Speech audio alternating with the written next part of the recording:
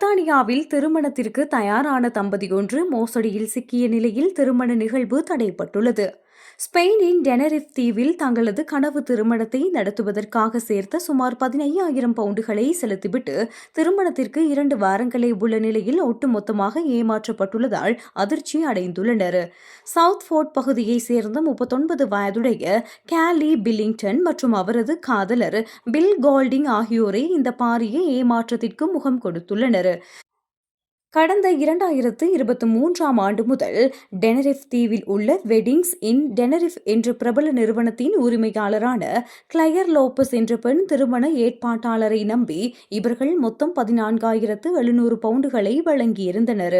விமானம், விடுதி மற்றும் 40 விருந்தினர்களுக்கான ஏற்பாடுகள் செய்யப்பட்டு எதிர்வரும் 6ஆம் திகதி திருமணம் நடக்கவிருந்த நிலையில் கடந்த மே மாதம் 22ஆம் திகதி தங்களது திருமண நிறுவனம் திவாலாகிவிட்டதாக கூறி உரிமையாளர் கிளையர் லோபஸ் இவர்களுக்கு மின்னஞ்சல் ஒன்றை அனுப்பியுள்ளார்.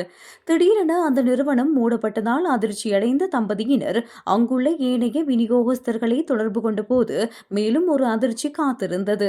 தாங்கள் செலுத்திய 14,700 பவுண்டுகளில் மண்டபத்திற்கான வெறும் 1,000 யூரோக்கள் மட்டுமே செலுத்தப்பட்டிருந்ததாகவும் உணவு, இசை போன்ற மற்ற எந்தவொரு சேவைக்கும் பணம் செலுத்தப்படவில்லை என்பதும் அம்பலமாகியுள்ளது. 3ஆம் தரப்பு திருமண ஏற்பாட்டாளர் மூலம் இந்த ஒப்பந்தம் செய்யப்பட்டதால் இவர்களது காப்புறுதி நிறுவனமும் இந்த இழப்பை ஈடு செய்ய மறுத்துள்ளது. இதனால் செய்வதறியாது தவித்த தம்பதியினர் தங்களது கனவு திருமணம் நின்று போய்விட்டதாக உறவினர்களுக்கு தெரிவிக்கும் அவல நிலைக்கு தள்ளப்பட்டுள்ளனர்.